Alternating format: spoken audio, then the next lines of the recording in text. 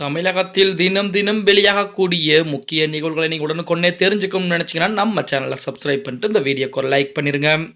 பல தடைகளை தாண்டி புதிய வரலாறு நிகழ்ந்திருப்பதாக தமிழக வெற்றி கழகத்துடைய அமைச்சராக பொறுப்பேற்க உள்ள ராஜ்மோகன் தெரிவித்திருக்கிறார்.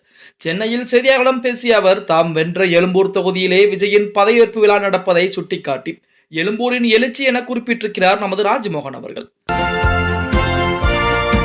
விஜயுடைய வருகைக்காக தலைமைச் செயலகம் தயார் செய்யப்பட்டிருக்கிறது. தலைமைச் செயலகத்தின் முதல்வரை வரவேற்க அட்டகாசமான ஏற்பாடுகள் செய்யப்பட்டிருக்கிறது. நுழைவாயிலில் மலர் அலங்காரத்துடன் வாழை மர தோரணம் கட்டப்பட்டிருக்கிறது. மேலும் முதல்வர் வாகனம் நிறுத்துமிடம் முதல் தலைமைச் செயலகம் செல்லும் வரை பூக்கால் அலங்காரம் செய்யப்பட்டிருக்கிறது. விஜய் காலை 10 மணிக்கு பதவியேற்றதும் தலைமைச் செயலகம் சென்று முதல்வராக பொறுப்பேற்க இருக்கிறார் அப்படிங்கிற தகவல் என்பது வெளியாகிக் கொண்டேதான் இருக்கிறது அப்படின்னே கூட சொல்லலாம். அன்று கடைசி சீட்டு, இன்று அவர்தான் ஹீரோ.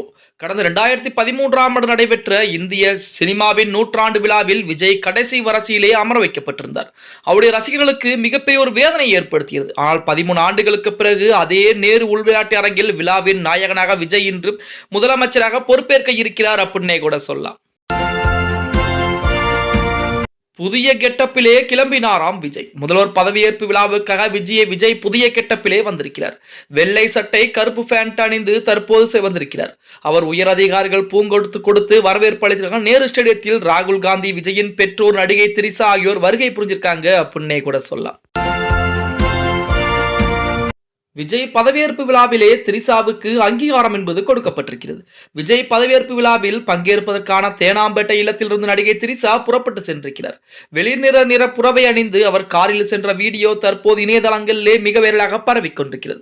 அது மட்டுமல்லாமல் விஜய் அவர்கள் பதவியேற்கக்கூடிய நேரு ஸ்டேடியத்தில் திரிசா அவர்கள் உள்ளே நுழைந்திருக்கக்கூடிய வீடியோக்களும் சமூக வலைதளங்களிலே மிக வைரலாக பரவிக்கொண்டிருக்கிறது அப்படின்னே கூட சொல்லலாம். தமிழக வெற்றி கழகத்தின் அமைச்சர் பட்டியலை வெளியிட்டார் விஜய் அவர்கள். முதல்வர் விஜயுடன் 9 அமைச்சர்கள் பதவியேற்பது என்பது உறுதியாகி இருக்கிறது. தீநகர் புசி ஆனந்த், வில்லிவாக்கம் ஆதவர்ஜுனா, திருச்செங்கோடு அருண்ராஜ் அவர்கள், கோபிச்செட்டிப்பாளையம் செங்கோட்டையன், மயிலாப்பூர் வெங்கட்ராமன், திருப்பரங்குன்றம் சிடிஆர் நிர்மல்குமார், எழும்பூர் ராஜ்மோகன், காரைக்குடி பிரபு, சிவகாசி கீர்த்தனா ஆகியோர் பதவியேற்க இருப்பதாக செய்திகள் என்பது வெளியாகி இருக்கிறது. நேரு ஸ்டேடியத்திலே குவியும் விருந்தினர்கள்.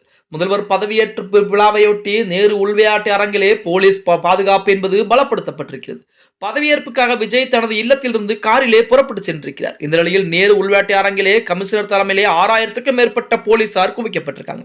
5000 பேருக்கு மட்டுமே அனுமதி வழங்கப்பட்ட நிலையிலே தீவிர சோதனைக்கு பிறகே அனைவரும் உள்ளே அனுமதிக்கப்படுறாங்க அப்படின்னே கூட சொல்லலாம். எடப்பாடிக்கு எதிராக போர்க்கொடி தூக்கும் முன்னாள் அமைச்சர்கள். சட்டப்பேரவை தேர்தலிலே தோல்வி என்று எதிரொலியாக எடப்பாடி பழனிசாமிக்கு அதிமுகவிற்குள்ளே நெருக்கடி எழ தொடங்கி இருக்கிறதாம்.